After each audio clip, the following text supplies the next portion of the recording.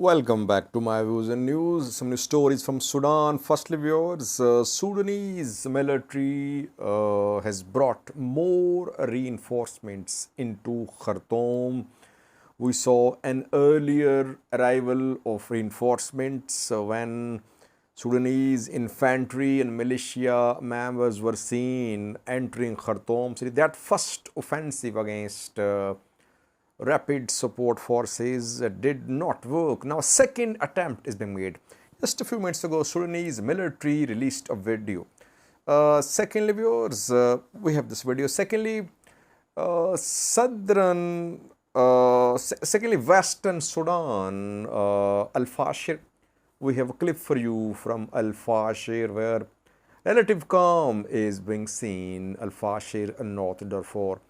And thirdly, viewers, leader of a political party called for a no-fly zone over Khartoum.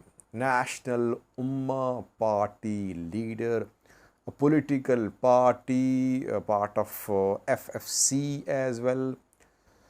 If no-fly zone is established, if it is implemented over Khartoum, it would be a serious blow to Sudanese army, Sudanese military. Firstly, viewers, it seems that Sudanese military is going to launch another offensive, ground offensive on rapid support forces. We are seeing clashes in Darman,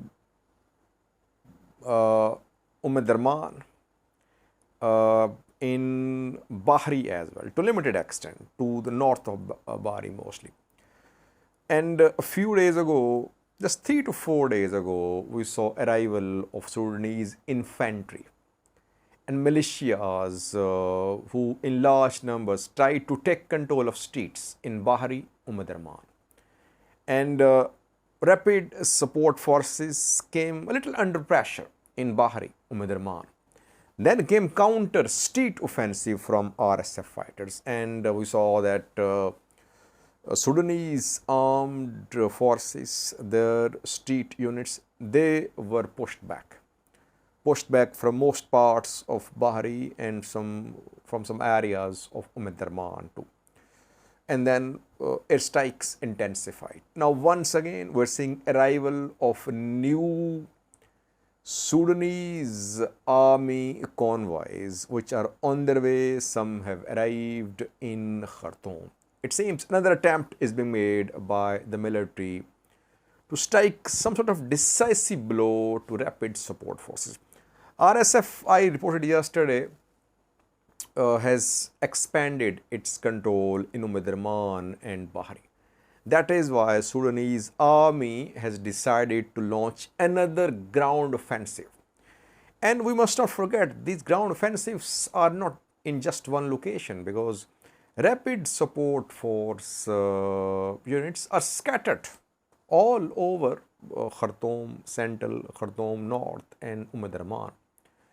And fighting clashes are ongoing in different areas. There is no one large-scale clash ongoing between the two sides. Rather, small-scale clashes in different parts of Darman, Bahri and Khartoum Central. So, it means that these Sudanese army units are arriving from different regions. And some of them might have traveled a distance of several hundred kilometers. It means that the street offensive from Sudanese military will be launched after 1 to 2 days, I think. So far, preparations are being made by Sudanese army. And Sudanese army, through its social media page, shared this video showing the arrival of new reinforcements. You can see dozens of vehicles carrying Sudanese armed force members on their way towards Khartoum. Watch the clip, then next news story.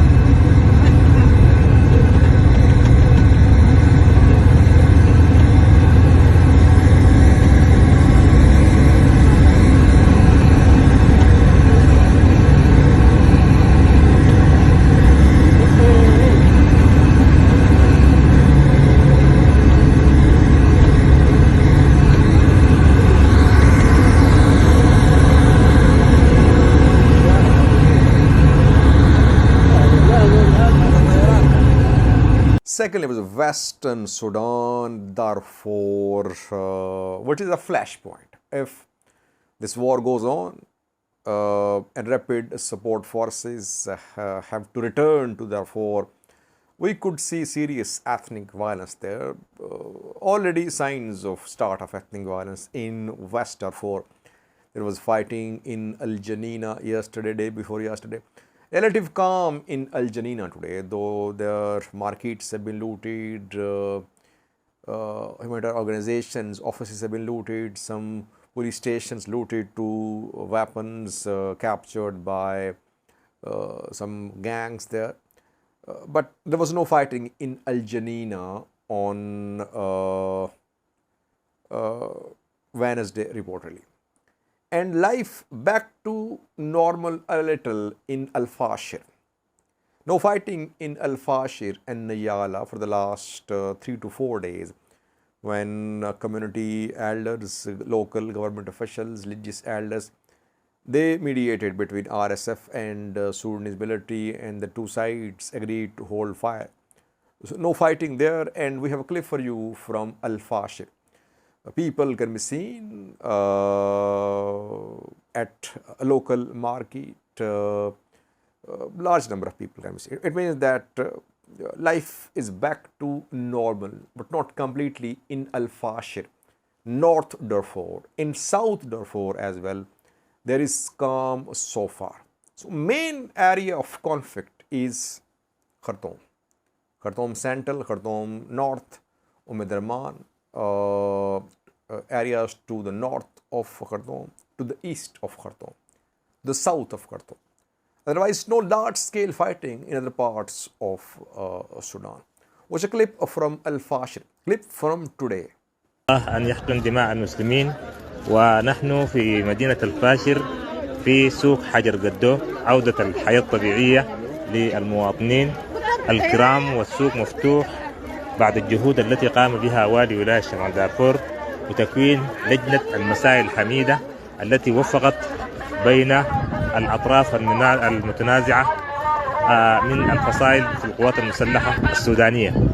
والآن السوق عاد إلى طبيعته وكل الأشياء ماشي كما هي، وكما تشاهدون أهل شمال دارفور يعني يجب تعميم هذه المبادرة، وكل الحياة عادت إلى طبيعتها كما هي معروفة لدى الناس في الحياة العامة. Lastly, viewers, a Sudanese political party today called for enforcement of a no-fly zone over Khartoum. National Ummah Party, one of its leaders, Urwa al-Sadiq, spoke today, and she called for a no-fly zone over Khartoum. She said people are dying in airstrikes. The party is based in Darman. I think Sadiq al-Mahdi, former Prime Minister of Sudan, led this party in the past.